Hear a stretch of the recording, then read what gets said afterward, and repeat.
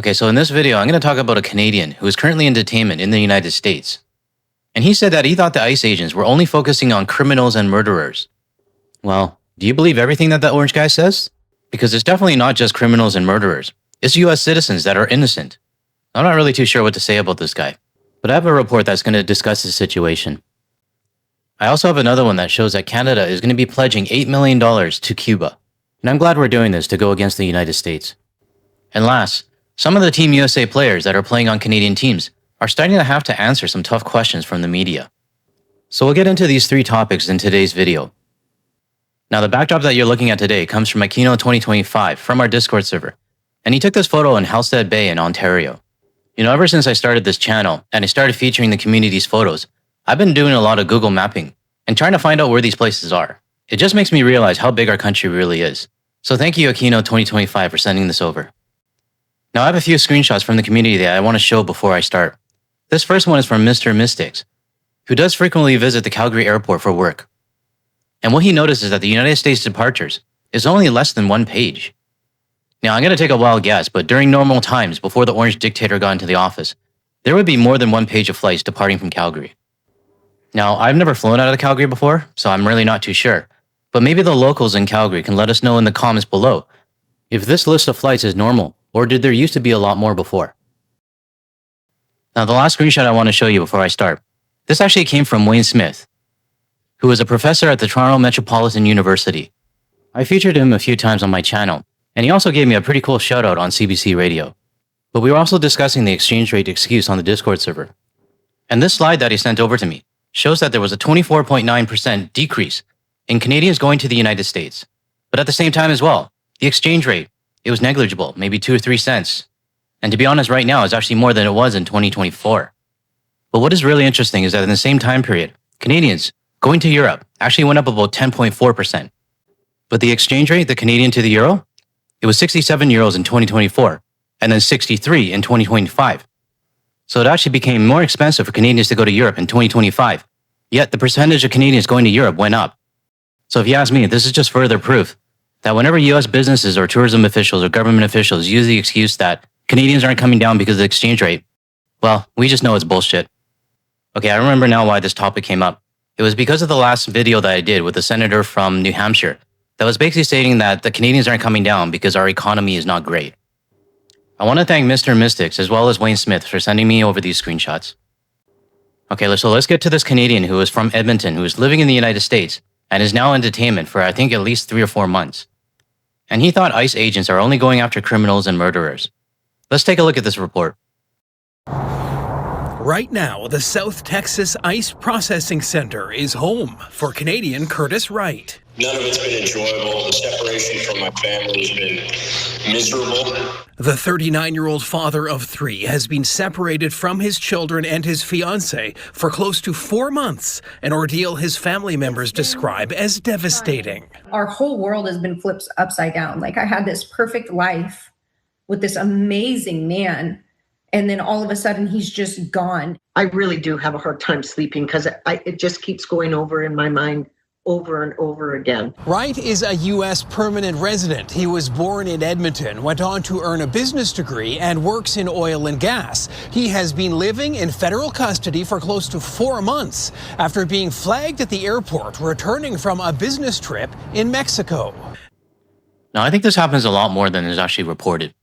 People who are legally allowed to be in the United States leave the country and then come back in and have problems on the way back. But it's even worse now if you have a record from your past.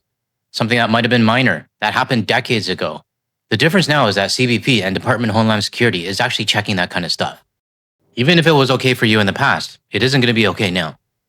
The issue, say Wright's parents who spend their summers in British Columbia, a minor drug possession conviction when Curtis was in high school. And they went into the computer and found a misdemeanor that he had been charged with 22 years ago. CTV News has reached out to the U.S. Department of Homeland Security for comment. We did not receive a response by our deadline. Since November, the family describes never-ending delays while Wright navigates conditions he calls abysmal. The food is horrendous. It's something I don't think my dog would take a second sniff at. I don't drink water from here without boiling it first.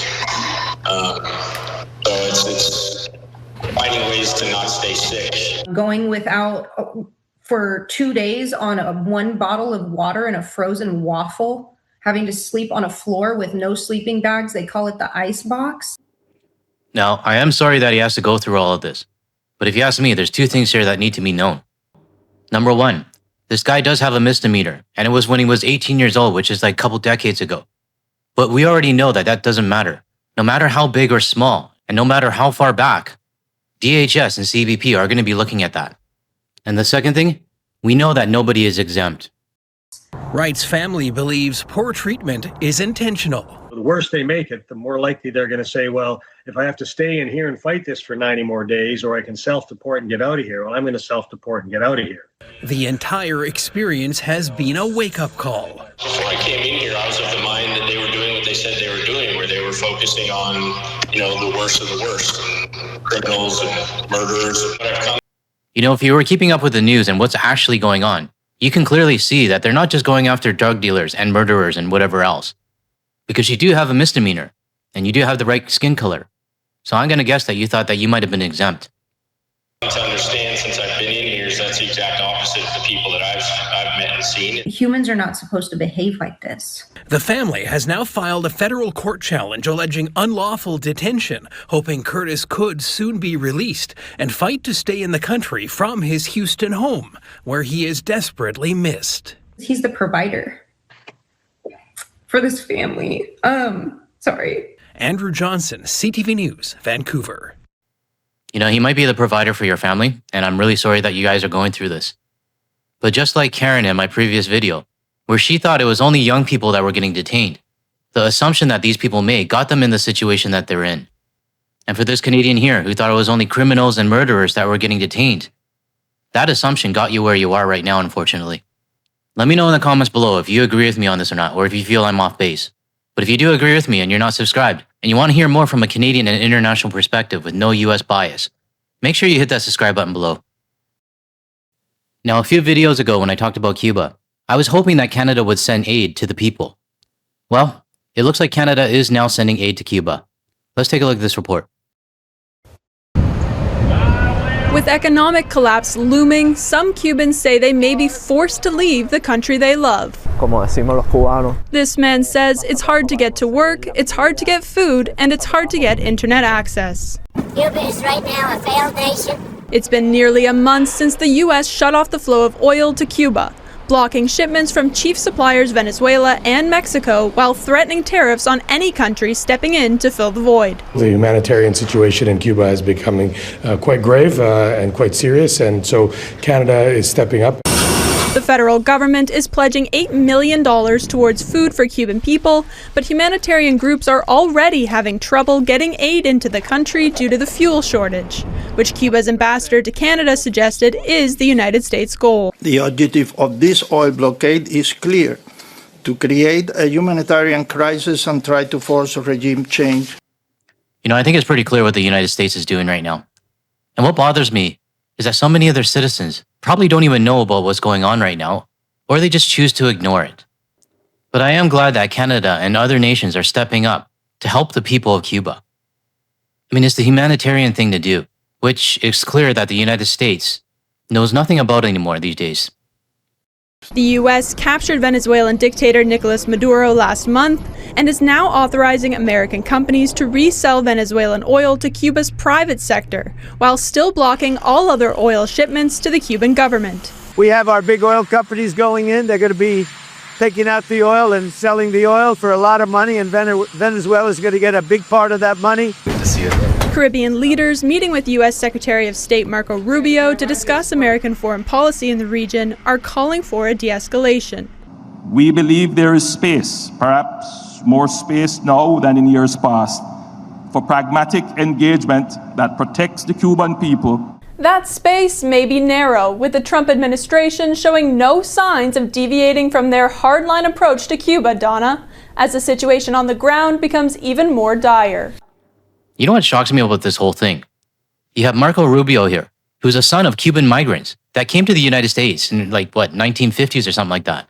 You would think that since he has a Cuban background, he might have a bit of compassion on this. But he's there right beside the Orange McNugget, causing pain on the Cuban citizens. I don't know. If I was one of Marco Rubio's relatives in Cuba, I'd be pretty pissed right now. But enough of this little rat. I'm just glad Canada is contributing and sending aid over to Cuba. Let me know your thoughts on this below in the comments. Now moving on to the last report. It looks like some of the Team USA players that play for Canada are having to answer some tough questions. Let's take a look. 5 days after both the U.S. men's and women's hockey teams won Olympic gold, what happened next continues to steal the spotlight. We're going to have to bring the women's team. You do know that. U.S. President Donald Trump joked at the women's expense as the men laughed along. I just thought the joke was distasteful and unfortunate. Now I have to sort of sit, and anybody has to sit in front of you and explain someone else's behavior. It's not my responsibility. The men are also facing questions about their response to that locker room call. Why would you laugh when they got invited? I mean, I don't really... I'm sorry, but this reaction kind of says it all for me. It's like a bully getting sent to the principal's office and getting called out. Has nothing to say. But what really happened is that you acted like a little frat boy when your hero called you on the phone, and you didn't think to step back and say, hey, this is not right. But whatever you try to say now to justify your actions, everyone remembers what they saw. And to the haters that are going to say you shouldn't mix sports with politics, well, they were the ones that invited Kash Patel into the locker rooms. They were also the ones that decided to go to the White House. And they were also the ones that decided to go to that State of the Union train wreck. So they brought the politics on themselves. I have an answer. Honestly, it was just a whirlwind of a moment. Certainly sorry for how we responded to it in that moment. Things that just happened really quick there. It's unfortunate that, that kind of occurred. We have nothing but love and respect for the women's team. Okay, here's the question for the Leafs fans that are watching right now. What do you guys think of your captain? For me, I'm glad Quinn Hughes is gone for the Canucks. Because if he came back after the Olympics and wearing the C, I would not be supporting him at all.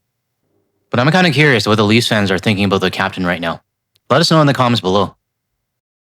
This is definitely a dark cloud, and it's unfortunate. Jody Vance was the first woman in Canada to host a TV sports show in primetime. She's hopeful all of this will ultimately build momentum for women's sport. I like it being in the conversation that things have to change. We thought they'd changed more than they have, and I think that's where the disappointment lies. You think about how bad this situation escalated. Now, I saw a message somewhere, I think it was on my Discord or maybe my subreddit, but someone mentioned, when Team Canada won in 2010, we celebrated the win. When Team USA won this year, they celebrated our loss. I remember back in 2010 when Canada won the Olympic gold. In the next Canucks game, the fans celebrated and congratulated Ryan Kessler, part of Team USA. But this Olympics, all we saw from many US citizens was that 51st state bullshit. And I'm not surprised either, because when they're seeing their commander-in-chief and Team USA's behavior, I'm not surprised that everybody followed them. But you know what? I'm actually happy with the silver, and I will take a silver any day than having that guy as my president. As the Olympians head back to home ice, that disappointment is felt by some local fans too. We have little girls that see that, and we have little boys that see that, and they're taught to just go along with it. As the women they look up to carve a path forward, they have a message for young hockey hopefuls. We need to stay positive. We need to stay strong together. We need to focus on the right things. Their voices being amplified now more than ever. A silver lining to a gold controversy. It sucks that sports has to get involved in this, but people do look up to NHL players. Kind of like how I used to look up to the great one when I was a kid, but not anymore. But the way the Team USA players are responding right now, with their tails between their legs, tells me that they kind of know that they fucked up, and are just hoping that this all dies down. But I'm sorry to say it, Team USA, but this is going to be in the brains of many people around the world for a very, very long time. Okay, everyone, that's all I got for today's video. And if you're wondering, the co-host is sleeping right now. Here's a photo. So if you were hoping for some meows right now in this video, I'm sorry, you're going to have to wait for the next one. If you found any value or agreed with anything I said in this video, or you want to hear things from a Canadian and international perspective without the US bias, make sure you hit the like and subscribe button below so you're notified of my future videos. Thanks everyone, I'll see you in the next one.